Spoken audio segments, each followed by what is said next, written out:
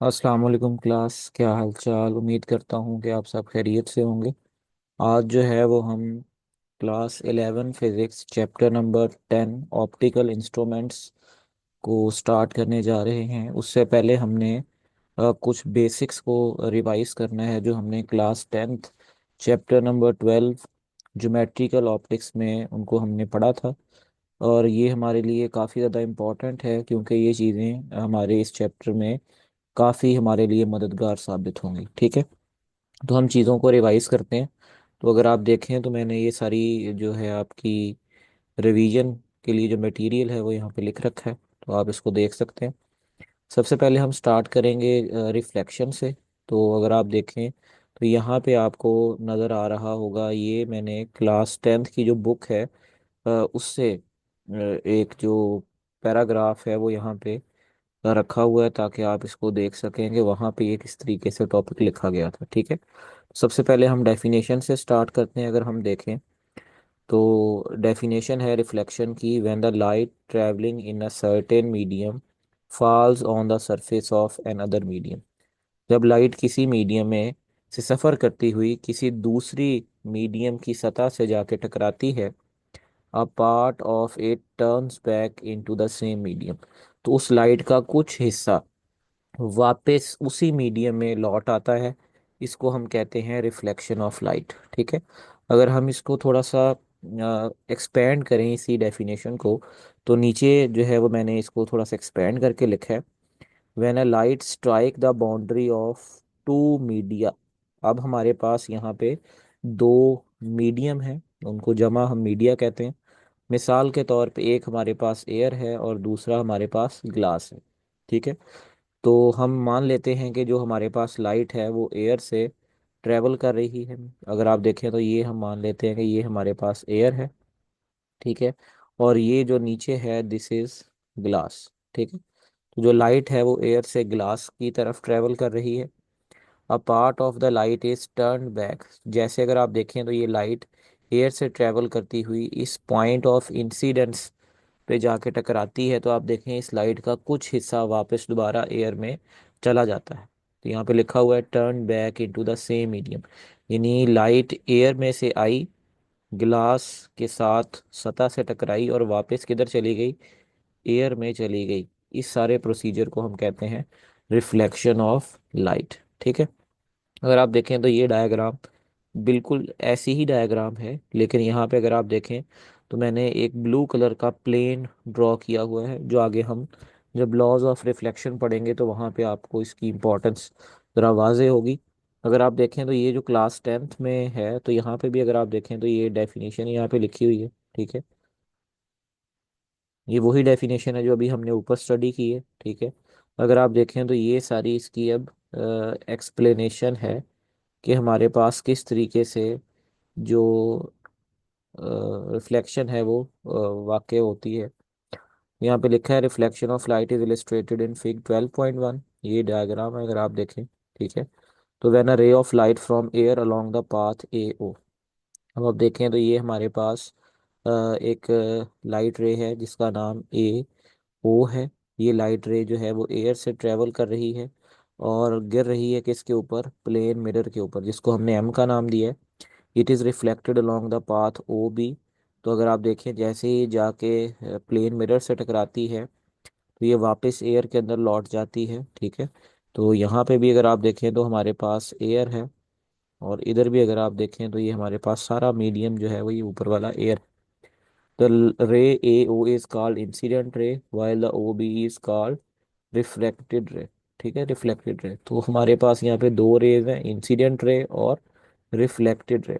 The angle between the incident ray AO and normal N is called angle of incidence। इसको हम क्या कहते हैं, angle of incidence represented by i. ये अगर आप देखें तो ये हमने नॉर्मल के साथ इस एंगल को जो है ये कैलकुलेट किया है। अगर आप देखें तो ये डॉटेड लाइन है नॉर्मल, जो कि हमने प्लेन के साथ 90 डिग्री एंगल पे एक डॉटेड लाइन ड्रॉ की है, इसको हम कहते हैं नॉर्मल परपेंडिकुलर। ठीक है, the angle between the normal and reflected ray O B. अगर आप देखें तो ये नॉर्मल है।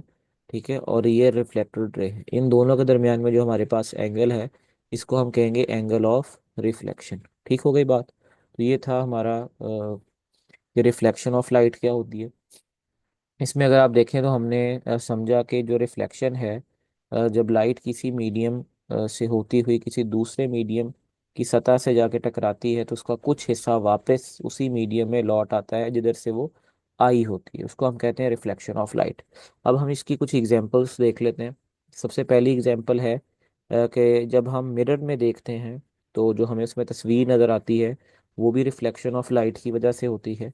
इसके अलावा आपने देखा होगा कि अक्सर आपको पानी की जो नदियां होती हैं वहाँ पे उसके अंदर आपको तस्वीर नज़र आ रही होती है, जो इर्द गिर्द की सीनरी होती है, तो वो भी रिफ्लेक्शन ऑफ लाइट की वजह से होती है। ठीक है। ये एक पिक्चर जो है ये मैंने ली है क्लास 10th की बुक से। इसमें भी दिखाया गया है कि हम किस तरीके से किताब के ऊपर लिखे हुए जो लफ्ज़ हैं उनको पढ़ पाते हैं। ठीक है। तो कहता है when we see a page of book, जब हम किसी भी किताब के सफ़े को देखते हैं, because light reflect from the each part of the page in all direction. यहाँ पे एक बात समझने की ज़रूरत है कि जो हमारे पास पेज होता है उसकी सतह एक जैसी नहीं होती, यानी स्मूथ नहीं होती। तो जब लाइट ऐसी सतह से टकराती है जो कि इरेगुलर हो तो वहाँ पे जो रिफ्लेक्शन होती है इसको हम कहते हैं डिफ्यूज्ड रिफ्लेक्शन, आगे हम पढ़ेंगे। ठीक है। तो उस रिफ्लेक्शन की वजह से हमारे पास जो लाइट होती है वो रिफ्लेक्ट होने के बाद मुख्तलिफ एंगल्स के ऊपर जो है वो फैल जाती है। ठीक है। इसलिए उसने लिखा हुआ है in all direction, so the some of the light rays, उनमें से कुछ light rays each part of the page, वो पेज से टकराने के बाद जो रिफ्लेक्ट हुई होती है लाइट, उनमें से कुछ लाइट का हिस्सा इंटर आवर आई, हमारी आंख में जाता है। Because almost no light is reflected from the printed words, याद रखना है कि जहाँ पे लफज लिखे हुए होते हैं वहाँ पे लाइट का मोस्टली हिस्सा एब्जॉर्ब हो जाता है। ठीक है। तो वहाँ से इतनी ज़्यादा लाइट रिफ्लेक्ट नहीं होती, जबकि जो उसके इर्द गिर्द खाली जगह होती है जहाँ पे कोई भी इंक नहीं होती तो वहाँ से मैक्सिमम लाइट रिफ्लेक्ट होती है। ठीक है। तो आगे लिखता है so almost no light is reflected by the printed words, printed word से कोई भी लाइट रिफ्लेक्ट नहीं होती। We see them as a black areas, तो हमारी आंख जो है वो उसको ब्लैक एरियाज की फॉर्म में हमें जो है पिक्चर में दिखाती है। तो हमें पता चल जाता है कि यहाँ पे जो है वो लफ्ज़ लिखे हुए। तो ये पेपर में हमें क्वेश्चन पूछा जा सकता है, how can we see the words on a paper, या हम किसी भी बुक को किस तरीके से पढ़ सकते हैं, या role of reflection of light इसमें क्या है। ठीक है। तो ये आपने देख लेना है। इसके आगे आ जाए हमारे, हमने जो है इस वही डायग्राम जो ऊपर अभी स्टडी की है उसको यहाँ पे लिखा हुआ है। In the case of reflection point of incidence O, ये हमारे पास जो पॉइंट है this is called point of incidence. Angle between incident ray and normal to the reflecting surface is called angle of incidence. ये वाला जो एंगल है this is called angle of incidence. The angle between reflected ray and normal ray to the reflecting surface, और ये वाला जो एंगल है this is called angle of reflection. ठीक है।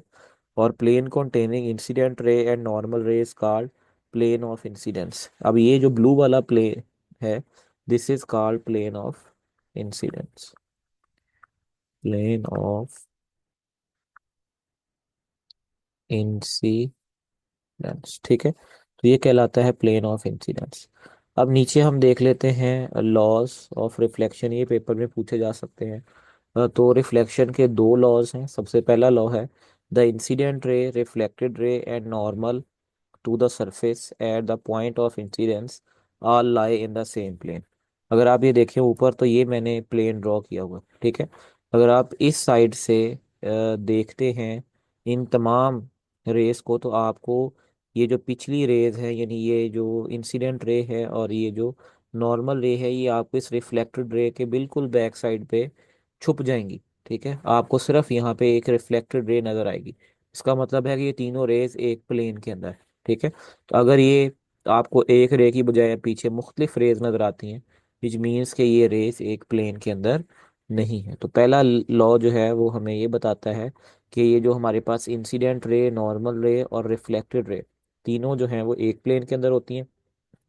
जबकि हमारे पास दूसरा जो लॉ है वो है कि angle of incidence is equal to angle of reflection, कि जो एंगल ऑफ इंसिडेंस होता है वो एंगल ऑफ रिफ्लेक्शन के बराबर होता है। यानी अगर लाइट आपकी 45 डिग्री पे आके टकराई है नॉर्मल के साथ, तो वो 45 डिग्री ही एंगल पे रिफ्लेक्ट भी होगी। तो इसको हम कहते हैं सेकेंड लॉ ऑफ रिफ्लेक्शन। ठीक हो गया बात। अब हम जिक्र करते हैं आगे टाइप्स ऑफ रिफ्लेक्शन का। ठीक है, अगर हम देखें तो ये 10th क्लास की बुक में भी छोटा सा पैराग्राफ लिखा हुआ है।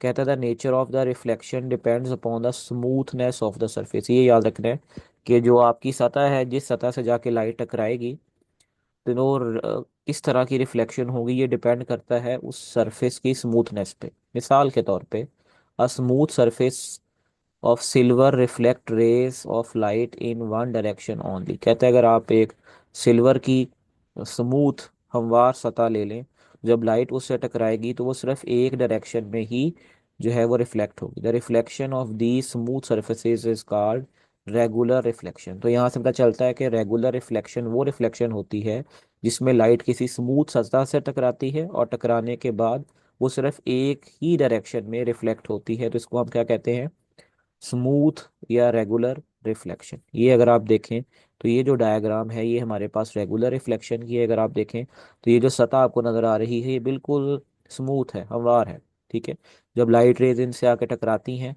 तो वो बिल्कुल एक ही डायरेक्शन के अंदर जो है वो जा रही हैं। अगर आप देखें तो ये टकराने से पहले भी एक दूसरे के पैरेलल हैं और टकराने के बाद भी एक दूसरे के पैरेलल हैं। ठीक है, दूसरा है most of the objects in the everyday world are not smooth on the microscopic level. कहता है अगर आप बहुत से ऑब्जेक्ट्स को देखें हमारी इर्द गिर्द में, तो आपको नजर आएगा कि बहुत सारे ऑब्जेक्ट्स जो हैं वो माइक्रो छोटे लेवल पे अगर आप उनको देखें जाके तो वो स्मूथ नहीं होते। मिसाल के तौर पर अगर आप पेपर देखें तो आपको देखने को तो वो स्मूथ लगेगा, लेकिन जब आप उसको किसी मैग्नीफाइंग ऑब्जेक्ट से देखेंगे तो आपको वो जो पेपर की सतह है उसमें थोड़े से इरेगुलरिटीज नजर आएंगी। ठीक है, तो कहता है the rough surface of these objects reflect the light in the many directions. तो यहाँ से पता चलता है कि अगर आपकी सतह रफ है तो जो आपकी लाइट रेज हैं वो एक डायरेक्शन की बजाय मुख्तलिफ डायरेक्शंस के अंदर जो है वो रिफ्लेक्ट होंगी। Such type of reflection is called irregular reflection. इसको हम क्या कहते हैं, इरेगुलर रिफ्लेक्शन कहते हैं। तो यहाँ से पता चला कि हमारे पास रिफ्लेक्शन दो तरह की होती है, रेगुलर रिफ्लेक्शन और इरेगुलर रिफ्लेक्शन। अब मैंने इसको थोड़ा सा आगे करके वजाहत के साथ थोड़ा सा लिखा है ताकि आपको कुछ और पॉइंट्स भी सुन देखने को मिल जाए। When the reflection take place from a perfect smooth plane surface then the reflection is called regular reflection or specular reflection. ठीक है, वही जो हमने भी ऊपर पढ़ा। In this case parallel beam of light incident on the parallel even after the reflection shown in the fig. तो ये वाली दूसरा जो पॉइंट है ये वही जो मैंने आपको प्रीवियसली भी बताया कि जब लाइट रिफ्लेक्ट होती है किसी स्मूथ सरफेस से तो पहले भी वो पैरेलल होती है और बाद में भी वो पैरेलल बीम्स की फॉर्म में ही आपको देखने को मिलती है। अगर आप देखें यहाँ पे भी रेस पैरेलल है और इस साइड पे भी रेस पैरेलल है। ठीक है, ये टकराने से पहले की और ये टकराने के बाद की। In the case of regular reflection the reflected light has large intensity in one direction and negligibly small intensity in other direction. क्योंकि यहाँ पे लाइट मुख्तलिफ डायरेक्शंस में ट्रैवल नहीं करती, वो सिर्फ एक डायरेक्शन में ही ट्रैवल करती है, जिस वजह से जो हमारे पास लाइट की इंटेंसिटी होती है वो सिर्फ एक डायरेक्शन के अंदर मैक्सिमम होती है, जबकि अदर डायरेक्शंस में लाइट की इंटेंसिटी ना होने के बराबर होती है। ठीक है, मिसाल के तौर पे अब सभी सारी लाइट की जो इंटेंसिटी है वो इसी डायरेक्शन के अंदर होगी, जबकि दूसरी डायरेक्शंस के अंदर लाइट की इंटेंसिटी मिसाल के तौर पे यहाँ पे ना होने के बराबर होगी। ठीक है, regular reflection of light is useful in determining the property of mirror. ठीक है, तो ये मिरर्स में रेगुलर रिफ्लेक्शन जो है ये इस्तेमाल होती है। अब हम आगे चलते हैं। आगे अगर आप देखें ये भी जो आपके सामने पिक्चर नज़र आ रही है ये भी रेगुलर रिफ्लेक्शन की ही है। ठीक है, इसमें भी अगर आप देखें तो ये लाइट रेज जो है टकराने के से पहले भी अगर आप देखें तो ये आपको नज़र आ रहा होगा, टकराने से पहले भी एक दूसरे के पैरेलल हैं और टकराने के बाद भी एक दूसरे के पैरेलल हैं। ठीक है, आगे जो हमारे पास सेकंड है वही इरेगुलर या डिफ्यूज रिफ्लेक्शन कहते हैं। If the reflecting surface is rough, अगर आपके पास लाइट किसी ऐसी सतह से टकरा रही है जिसकी सतह रफ है, अनइवन है, तो parallel beam of light is reflected in random directions. अब आप जरा गौर से देखें इस डायग्राम को। ये जो मैंने हिस्सा हाईलाइट किया है ये वो रेज हैं जो टकराने से पहले हैं। आप देखें तो ये एक दूसरे के पैरेलल हैं। लेकिन जैसे ये रफ सरफेस से जाकर टकराती हैं, आप देखें तो ये एक दूसरे के पैरेलल नहीं है। कोई लाइट किधर को जा रही है, कोई किसी डायरेक्शन को फॉलो कर रही है। तो ऐसी जो हमारे पास रिफ्लेक्शन होती है उसको हम डिफ्यूज्ड रिफ्लेक्शन कहते हैं, irregular. The kind of reflection is called diffuse reflection. If the reflecting surface is rough, the normal at different points will be different in direction. तो अगर आप देखें तो यहाँ पे आपको जो नॉर्मल नजर आएंगे उनकी डायरेक्शन भी डिफरेंट होगी। ये यहाँ पे अगर आप देखें तो ये इस तरीके से आपको नजर आ रहे हैं रेगुलर में, जबकि इरेगुलर डायरेक्शन में, इरेगुलर रिफ्लेक्शन में इनकी जो डायरेक्शन है वो भी पॉइंट टू पॉइंट डिफरेंट होगी, क्योंकि आपकी जो सरफेस है वो स्मूथ या पैरेलल नहीं है, या बिल्कुल जो है वो रफ है। ठीक है। The normal at the different points will be different direction, so the rays are parallel before reflection. तो रिफ्लेक्शन से पहले वो पैरेलल होंगी। Will be reflected in random direction, लेकिन टकराने के बाद वो एक दूसरे के पैरेलल नहीं रहेंगी, बल्कि वो मुख्तलिफ डायरेक्शंस के अंदर आपको जाती हुई दिखाई देंगी। इस पिक्चर में भी आप देख सकते हैं और इस पिक्चर में भी आप देख सकते हैं। ठीक है। We see non luminous, non luminous वो ऑब्जेक्ट्स होते हैं जिनसे लाइट इमिट नहीं होती या वो खुद ब खुद लाइट प्रोड्यूस नहीं करते। जैसे अगर आप देखें तो अभी हमने ऊपर जो है ये वाली एग्जांपल जो पढ़ी है, ठीक है, ये एग्जांपल जो है ये भी डिफ्यूज रिफ्लेक्शन की एग्जांपल ही है। तो अगर आप तो पेपर में आपसे एग्जांपल के बारे में पूछा जाए तो आप बता सकते हैं ये इसके बारे में। ठीक है। और अगर आपसे रेगुलर के बारे में पूछा जाए तो आप प्लेन मिरर के बारे में जो है वो लिख सकते हैं। ठीक है। आगे मैंने ये इसी से रिलेटेड ही जो ऊपर वाला टॉपिक है उसी से रिलेटेड एक छोटा सा सब क्वेश्चन यहाँ पे लिखा है, why is diffused reflection important. तो पहली तो बात है visibility. It's how we see most objects around us. इसकी वजह से हम बहुत सारी चीज़ों को अपने इर्द गिर्द जो है वो देख सकते हैं। If all surfaces were perfectly smooth, अगर तमाम सतहें स्मूथ हों, we only see bright reflections of light sources and most objects would be appear dark। कहता है फिर तो हमें जो है वो बहुत ही ब्राइट जो है रिफ्लेक्शन दिखाई दे, क्योंकि लाइट की इंटेंसिटी बहुत ज़्यादा होगी। ठीक है। तो हमें बहुत सारे जो ऑब्जेक्ट्स हैं वो फिर डार्क नजर आएंगे। Diffuse reflection also play a role in how we perceive colours. तो कलर्स के बारे में कैसे पता चलता है वो भी हम इसकी मदद से देख सकते हैं। Objects absorb certain wavelength of light. आपको पता है मुख्तलिफ ऑब्जेक्ट जो हैं वो लाइट की मुख्तलिफ वेवलेंथ को जज्ब कर लेते हैं, एंड रिफ्लेक्ट अदर्स, जबकि कुछ को वेवलेंथ को वो रिफ्लेक्ट कर लेते हैं, कुछ को एब्जॉर्ब कर लेते हैं, कुछ को रिफ्लेक्ट कर देते हैं। The reflected wavelength reaches our eye, और जो रिफ्लेक्टेड होती हैं वो हमारी आंख तक पहुंचती हैं, giving us the sensation of colour, जिससे हमें पता चलता है कि वहाँ पे कौन सा कलर है या वो चीज़ किस कलर में लिखी गई है। मिसाल के तौर पे अगर हमारे पास यहाँ पे अगर आप देखें तो ये कलर है, तो जब लाइट आके इससे टकराएगी तो ये वाला जो कलर है, ये वाला कलर जो है वो रिफ्लेक्ट हो जाएगा, बाकी तमाम कलर्स एब्जॉर्ब हो जाएंगे, और ये जो कलर है ये हमारी आंख जो है वो इसको देख सकेगी, और हमें पता चलेगा कि ये जो कलर है ये इससे उस चीज़ को लिखा गया है, ये कलर वहाँ पे मौजूद है। ठीक है जी। आगे कुछ इंपॉर्टेंट पॉइंट्स हैं जो पेपर में अक्सर पूछे जाते हैं रिफ्लेक्शन के बारे में। सबसे पहला है कि laws of reflection are valid for are reflecting surface either plane or curved. जो लॉज ऑफ रिफ्लेक्शन हमने पीछे पढ़े, दो लॉज हैं, एक है कि इंसिडेंट रे नॉर्मल और जो रिफ्लेक्टेड रे है ये एक ही प्लेन के अंदर होते हैं, और दूसरा है कि एंगल ऑफ इंसिडेंस बराबर होता है एंगल ऑफ रिफ्लेक्शन के। तो ये तमाम तरह की सरफेसेस के ऊपर अप्लाई होते हैं, चाहे वो सरफेस प्लेन मिरर की फॉर्म में हो, चाहे वो सरफेसेस कर्व्ड हो जैसे स्फेरिकल मिरर्स होते हैं। तो नीचे इसकी एक्सप्लेनेशन लिखी है। The fundamental laws that govern how light reflect. तो ये हमें बताते हैं कि किस तरीके से लाइट रिफ्लेक्ट होती है, यानी एंगल ऑफ इंसिडेंस बराबर होता है एंगल ऑफ रिफ्लेक्शन के। Incident ray, reflected ray and normal lie in the same plane. तो ये वो दोनों ही लॉज हैं, अप्लाई यूनिवर्सली। ठीक है, ये मुकम्मल तौर पे अप्लाई होते हैं regardless of the shape of reflecting surface. इससे मुराद है कि जो आपकी रिफ्लेक्टिंग सरफेस की शेप है, रिफ्लेक्शन उस पर डिपेंड नहीं करती। This means the reflected ray normal lie in the same plane. अच्छा, ये हमने पढ़ लिया। The this means they work for flat mirrors. इसका मतलब है कि ये फ्लैट मिरर्स पे भी अप्लाई होती है। कर्व्ड मिरर्स पे भी अप्लाई होती है, like spherical mirrors. Like those in telescopes और कार साइड मिरर्स। ये आपने देखा होगा कि जो कार्स की साइड पे जो शीशे लगे होते हैं उनमें जो मिरर्स यूज होते हैं वो कर्व्ड होते हैं। एंड मैनी अदर रिफ्लेक्टिंग या रिफ्लेक्टिव ऑब्जेक्ट्स, ठीक है। एग्जाम्पल हम इसकी ले लेते हैं। प्लेन मिरर है, when you look into the flat mirror the image you see in the form because light rays reflected off the mirrors surface according to the laws of reflection. ये घरों में जो शीशा लगा होता है जिसमें आप अपनी तस्वीर देखते हैं, तो वो उसमें जो रिफ्लेक्शन होती है वो एक प्लेन, बिल्कुल सीधा फ्लैट मिरर होता है, उससे रिफ्लेक्शन होती है। जबकि अगर हम बात करें, ये इसकी अगर आप एग्जांपल देखें तो ये आपको नजर आएगा। इसके अलावा जो हमारे पास कर्व्ड मिरर है, कनकेव मिरर है, ये टेलीस्कोप में यूज होता है जिसमें हम डिस्टेंट स्टार्स को देखते हैं, ठीक है। और इसके अलावा कर्व्ड मिरर है जिसको हम कन्वेक्स मिरर कहते हैं, ठीक है। ये साइड व्यू मिरर जो कार का होता है उसमें इस्तेमाल होता है ताकि हम वाइडर व्यू को देख सकें, ठीक है। तो यहाँ से हमें पता चलता है कि जो हमारे पास रिफ्लेक्शन होती है वो शेप ऑफ सरफेस पे डिपेंड नहीं करती। सेकंड है हमारे पास, if the light ray is incident normally on the reflecting surface. अगर कोई लाइट नॉर्मली यानी 90 डिग्री एंगल के ऊपर अगर आप देखें तो वो किसी सतह से टकराती है, after reflection it retraces its path.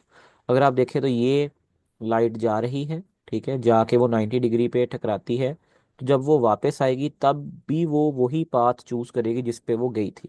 यानी अगर वो 90 डिग्री पे जाके टकरा रही है तो वो 90 डिग्री पे ही वापस आएगी। और यही हमने पढ़ा था सेकंड लॉ के एंगल ऑफ इंसिडेंस बराबर होता है एंगल ऑफ रिफ्लेक्शन के।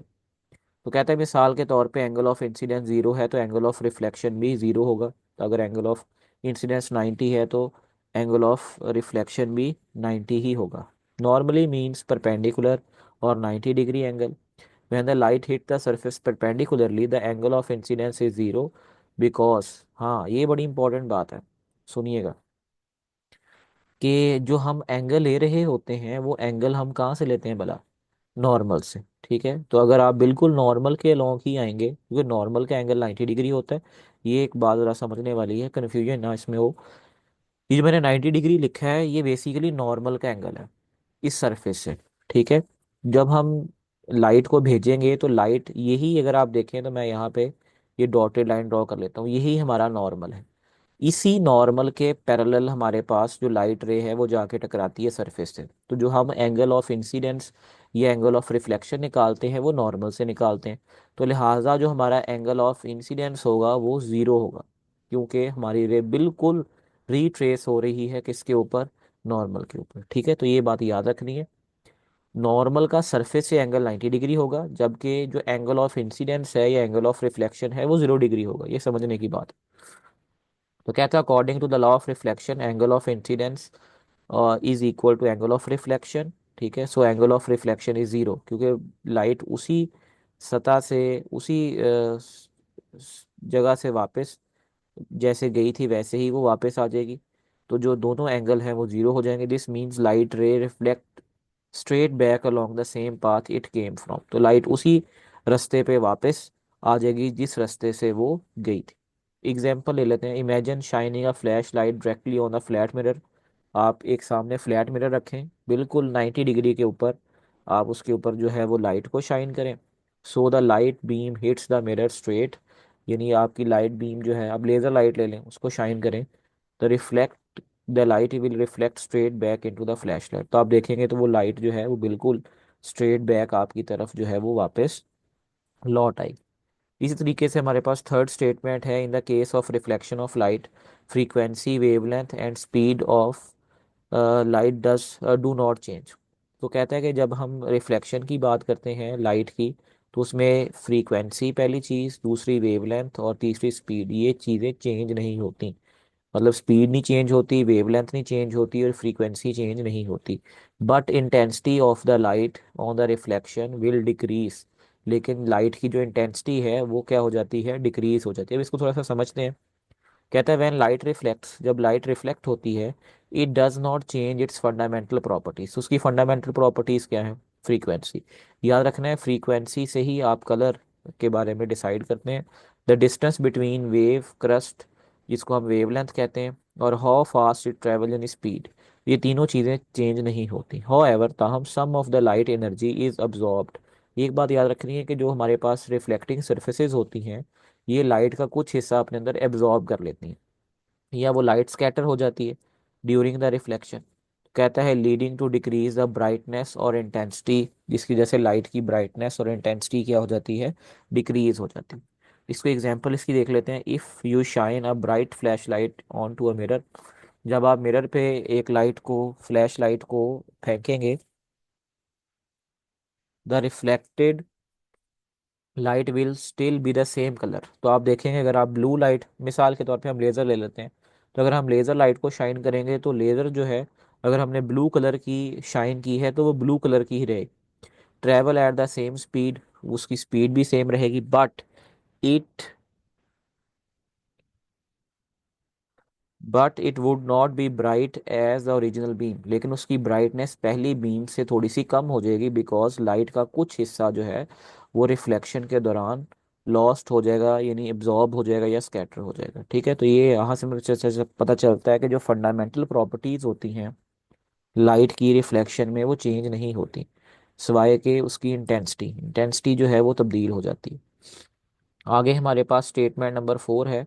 If the reflection of light take place from a denser medium, then a phase change of pi radian.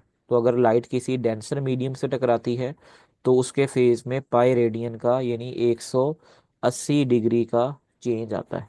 When the light reflect off a boundary where it is moving from less dense medium to denser medium like air to glass। अब air की density कम होती है, glass की ज़्यादा होती है, तो अगर कोई लाइट एयर से ग्लास की तरफ जाती है, the reflected wave undergoes a phase shift of pi radian or 180 degree. This means crest और trough of reflected wave are inverted. अगर क्रस्ट गया है तो वो ट्रफ में चेंज हो जाएगा, अगर वो ट्रफ है तो वो क्रस्ट में चेंज हो जाएगा। ये हमने पीछे भी पढ़ा है, रिफ्लेक्शन ऑफ लाइट। ठीक है, पहले भी हम इसको पढ़ चुके हैं।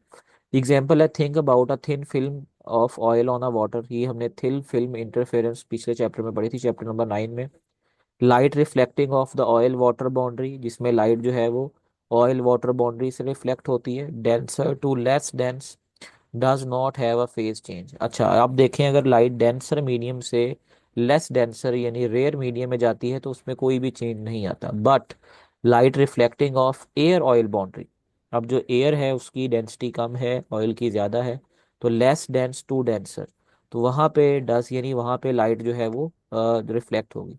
The phase difference causes interference pattern, जिसकी वजह से आपको वो इंटरफेरेंस लाइट की नज़र आती है और मुख्तलिफ कलर्स आपको जो है वो नज़र आते हैं। ठीक है, आगे है हमारे पास फिफ्थ स्टेटमेंट के जो हमारे पास इंसिडेंट, नॉर्मल और रिफ्लेक्टेड, अगर हम इनको वेक्टर्स की फॉर्म में लिखें, of any magnitude along incident ray, normal and reflected ray respectively, then ये हमारी जो इनके पास प्रॉपर्टी है, this is because incident, reflected ray और normal at the points of incidence lie in the same plane. तो ये प्रॉपर्टी हमें ये शो करती है कि बेसिकली तीनों जो है वो हमारे पास एक ही प्लेन के अंदर है। ठीक है, this statement uses vector notation to express the incident ray, reflected ray and normal ray are coplanar। coplanar means जो एक plane के अंदर होते हैं।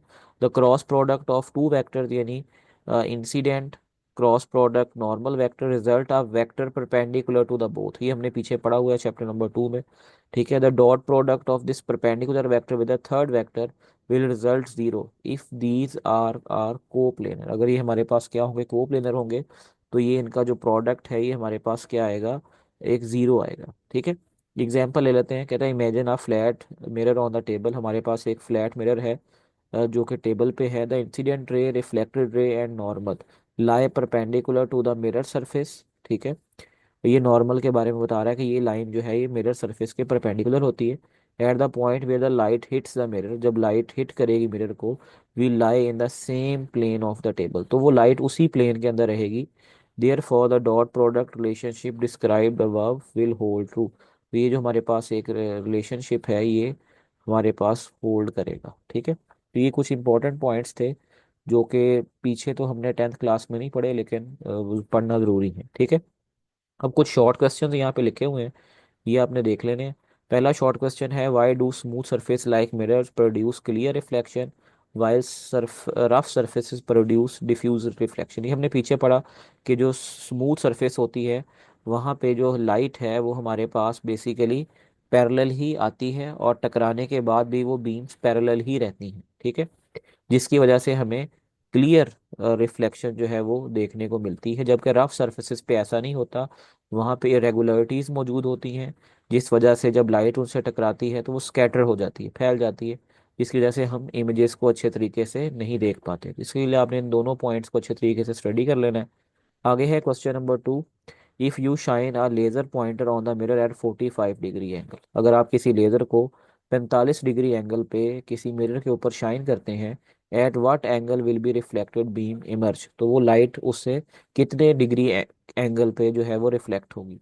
तो ये आपने पीछे पढ़ा हुआ है कि एंगल ऑफ इंसिडेंस बराबर होता है किसके, एंगल ऑफ रिफ्लेक्शन के। तो अगर आप 45 डिग्री पे शाइन करेंगे तो उसका एंगल ऑफ रिफ्लेक्शन भी कितना होगा, 45 डिग्री ही होगा, ठीक है। तो ये आपने देख लेना है। आगे है question number 3। Explain why you see your reflection in the calm lake but not in rapidly flowing river. ये बड़ा इंपॉर्टेंट क्वेश्चन है, ये हमने ऊपर भी देखा था। उसकी रीज़न ये है कि जो हमारे पास काम लेक होती है उसकी सतह स्मूथ होती है, ठीक है, लाइक अ मिरर। तो जिसकी वजह से जो वहाँ पे रिफ्लेक्शन होती है, this is called regular reflection या स्पेकुलर रिफ्लेक्शन।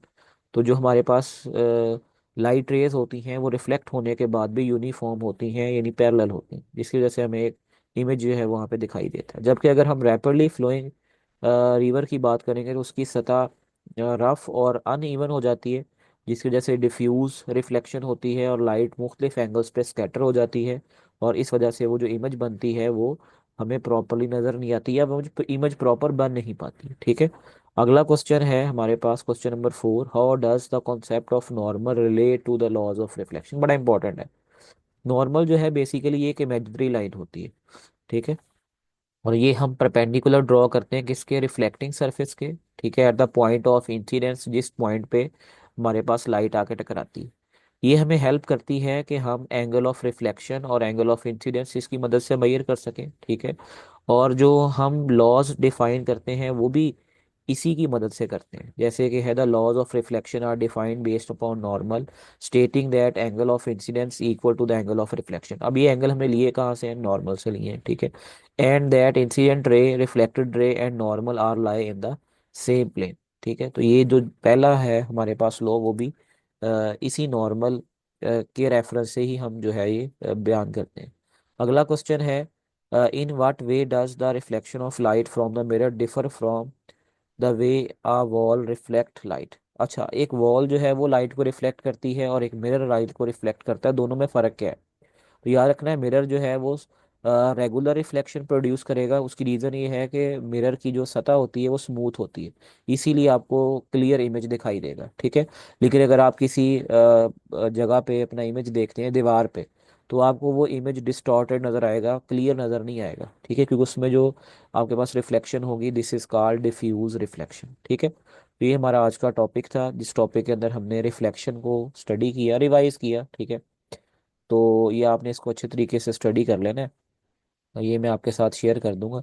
इसका जो दूसरा हिस्सा है रिफ्रैक्शन ऑफ लाइट, वो मैं इसके बाद आपके साथ शेयर करूंगा, ठीक है। तो उसको आपने तब देख लेना है। अल्लाह हाफिज़।